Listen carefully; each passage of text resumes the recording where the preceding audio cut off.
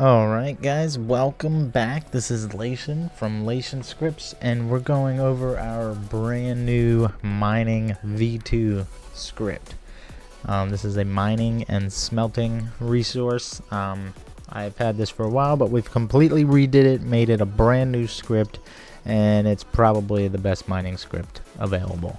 And the best part is, it's completely free and open source on GitHub. So we're here at the mines. You know, you got this little optional blip here, and we got this guy back over here drinking a 40, I guess. But this is going to be our go-to guy for all things mining. He is going to have everything we need. So we'll start right from the top. We got a built-in XP system with this. I brought some of my premium script features into one of my free scripts here, and so here we are. We got level 1 out of 5. You can add or remove as many levels as you want. You can see our XP and our remainder until we get to the next level. Next up, we got lifetime statistics. This shows us our total amount of mined ores, total amount of smelted ingots, total amount of money earned from stuff we sold to the pawn shop here. And again, or not again, but rather, all these stats here are optional. You can disable just one of them. Say if you don't want to see the earned amount, you can disable that, or you can disable them all and this option won't even show up. Then we got something new here, a built-in leaderboard showing the top 10 miners by XP. You can see the #1 guy here is JG Scripts. You ought to check him out.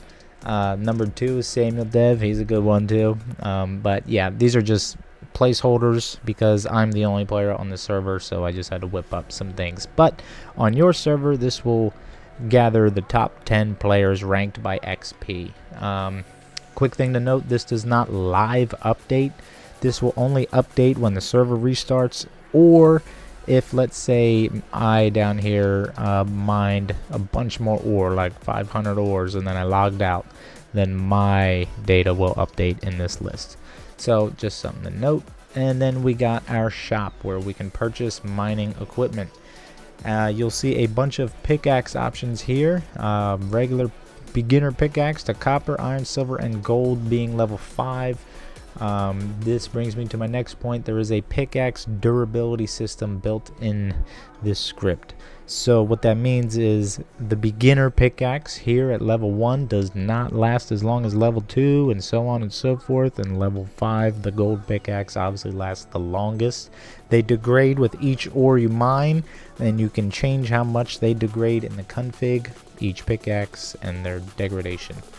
Obviously you can change the price, and I got some wooders and burgers in here. You can put anything you want in this shop for however much you want. So completely customizable, and the pickaxe system is really cool. You'll see I cannot buy a level 2 pickaxe because I am only level 1. So while we're in here, we'll buy the first level 1, and I don't have any money. So let's get some money. I'll just grab my level 1 pickaxe and show you. It will come with 100% durability, because it's a brand new pickaxe. And we'll cover the last part here, the pawn shop. This is where you can sell your mined ores and your smelted ingots at the end or whenever you want. Again, you can add or remove whatever items you want here and set the prices and whatever and all that good stuff. So that's that. Let's get into some actual mining. Alright, so if we look around here, you'll see I have some sections of rocks. There's one, here's one, here's another section,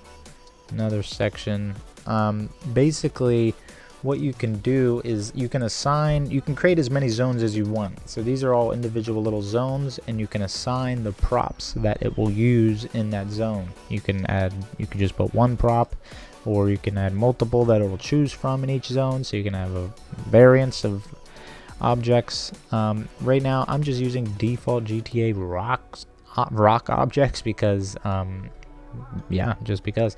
I recommend, if you have the option or ability to, use like custom props. Many people make mining props that you can swap these out for, and you know, for example, this is the section of coal. So if you had like a rock that, you know, signaled it was coal, and this one's over here copper and signaled it was copper, it would be really cool. But by default it just comes and uses regular old rocks. So if we get to mining on these, you'll see how this goes. Another few things to note is you can customize each zone completely, like the amount that you're given. You can do more than one item. You only see I'm getting coal here, but you can assign multiple items. You can assign a chance to those items, so you can have like a super rare, like hidden blueprint or something in a certain, exotic ore. However you want to go about it is up to you. You can change the duration, how long it takes to mine the rock. This is just coal, so it's quick, and you'll see these rocks start to respawn after some time. This is something you can customize per zone again, so this is just coal. It's respawning pretty quickly, but if you had some, like the gold ores up there, they do not respawn as fast as this. They're a bit slower, and the mining process takes a bit longer. So each zone can also have a level requirement. This is just coal, so it's level 1. It's needed for pretty much everything. When we get to smelting, you'll see. So if we hop over here, this is going to be the copper section. We should start getting copper out of these rocks. There we go. And then we'll move on to some smelting. But this is the general mining process, and we'll do a quick check back in at our main guy over here, and I'll show you our stats. Our XP has gone up. Our number of ores we've mined and such has went up as well. If we look at our pickaxe, we'll now see our durability has dropped. Again, this is the level 1 pickaxe, so durability is it goes down quicker than the others. So as you level up, you buy a better pickaxe, you can mine longer and mine better ores, so on and so forth. But let's go as if we were mining for a while. Now we're gonna go do some smelting. This is the smelter, and you'll see you're given an option of what you want to smelt. If I try to do gold, it'll tell me I'm not experienced enough to do this because I am level 1. So we have just enough coal and copper to smelt one of these, but let's go ahead and just say we want to do 3. You'll see on the left hand side now our smelting progress. It shows we're doing 1 out of 3 that we want to do right now, and the progress for that bar we're currently on.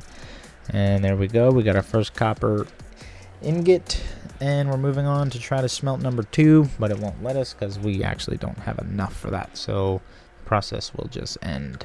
And we had a so there we go, we got our ores, we got our ingot, and so you can do this for whatever. You can add any number of ingots you want to smelt in here. You can edit these requirements. You can add more ores that are required, change the number of required ores. I mean, complete customization, of course. So if we shoot back over to the mines, and I'll show you the pawn process.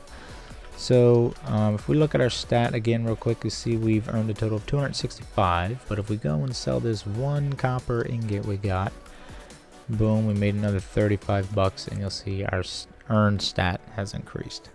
So that's the script in a nutshell. I hope you guys like it. Spent quite a bit of time putting this together. I've been wanting to rewrite this script for so long, and I think what we've made here is something special, possibly the best mining script ever, and it's free. Supports all the frameworks, ESX, QBCore, QBox Ox, even Ox framework.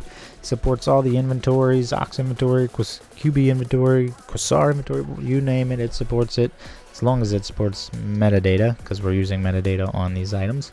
But most inventories do.